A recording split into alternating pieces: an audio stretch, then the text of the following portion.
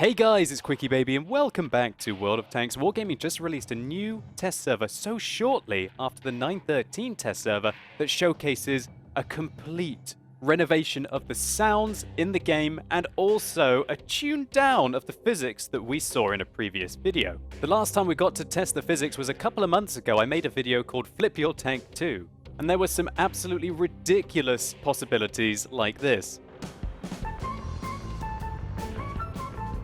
Unfortunately, that's no longer possible. And it feels like Wargaming have basically just tuned down the craziness that they were going to add with the introduction of these new physics changes. Everything just feels like it turns a little slower, that it slides a little less, tanks feel harder to flip over, and just generally the craziness that could have happened has been tuned down.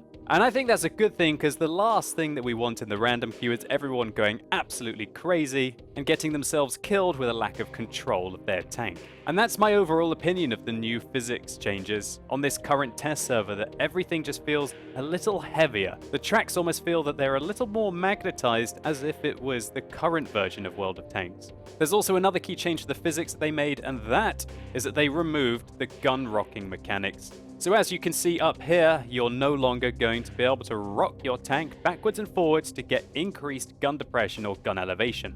As we can clearly see, if I rock my tank backwards and forwards, I don't get any extra gun depression. So everything else really remains the same as my last video, and if you want to see some of the key features with regards to handbrake turns, definitely go and check that out. However, thanks to a lot of my awesome Twitch viewers, I was able to test a few of the new ramming capabilities. And how better to test this than have a very fast tier 10 heavy tank squishing some of the lightest vehicles in the game.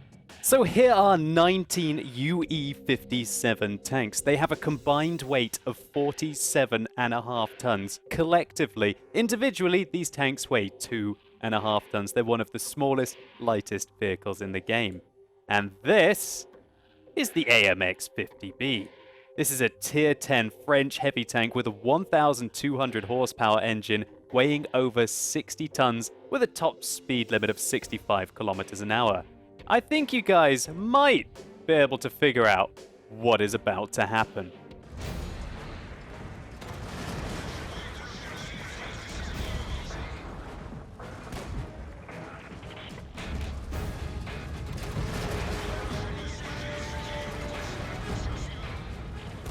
So as you can see, the possibilities of destruction are quite drastic, and the weight of a vehicle is definitely going to have a lot more impact in the upcoming physics changes. But what about the TOG, I hear you say? We can't have a physics video without using the TOG, right? Well, I've got something better than that. How about a TOG being pushed by not one, not two, but 6 mouse tanks into over 23 UE-57s off the bridge of Westfield.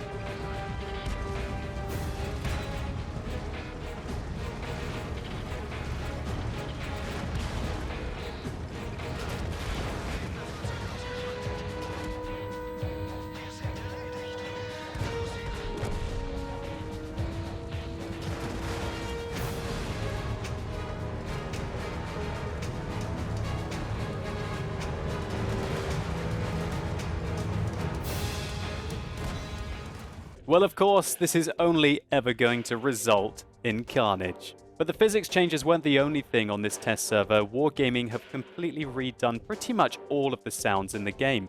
Let's check them out on Himmelsdorf. So listen to the Comet firing in third person.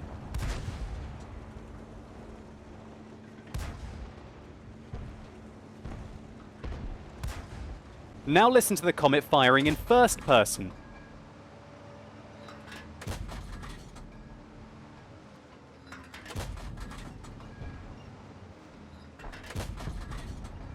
You can hear the entire firing mechanism of the shell being loaded into the breech.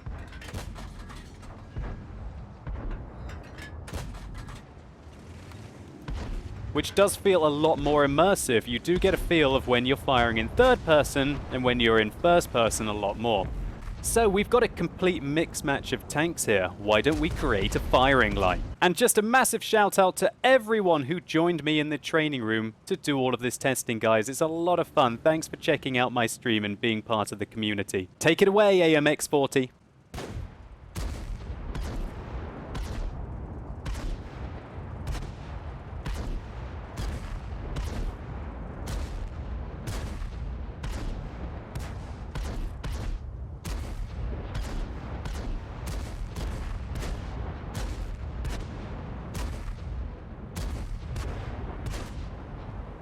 So while the guns here are certainly of different caliber, I can't help but get the feeling that they all sound fairly similar.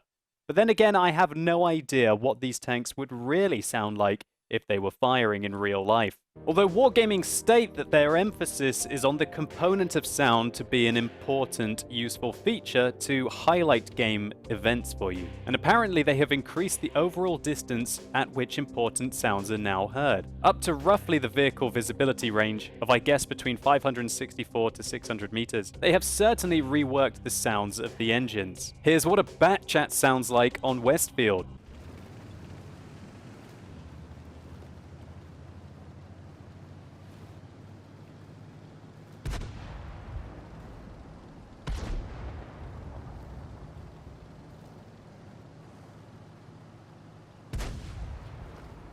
And so they certainly sound a lot different to the vanilla game. And it also sounds different inside the tank, as we can hear now. Also, listen to this tracking sound effect coming up in a second.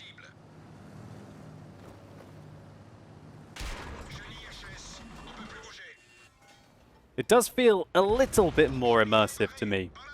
The tracks also make different sounds on different surfaces, as we can hear here on cobblestone.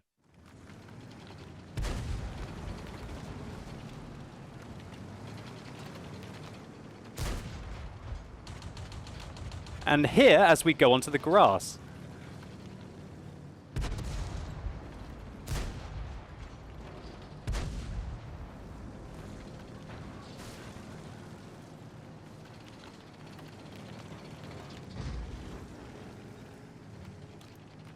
So I think that's a really cool feature, that your tank makes a different sound depending on what surface you're driving over. And also another thing that I like is that while you're in the sniper aim, players will be able to identify by ear from which direction their vehicle was hit, which will be very useful for players using headsets. So all in all, I think the sound changes hold the promise of greater immersion in World of Tanks. But remember, this is still a test server, and hopefully Wargaming will continue to improve this. And there's no guarantee that they will use any of this in the game, I guess, as we've been seeing flip your tank physics for over a year now, and it hasn't been implemented into the game. And so hopefully you guys enjoyed this video. If you did, please do consider giving it a like down below. It really helps the channel out. And I'm really interested to know your opinions of these sound changes. Are your opinions positive? Are they negative? What did you like and what did you dislike? And as always, guys, thank you so much for watching. You've been epic, and hopefully I'll see you soon.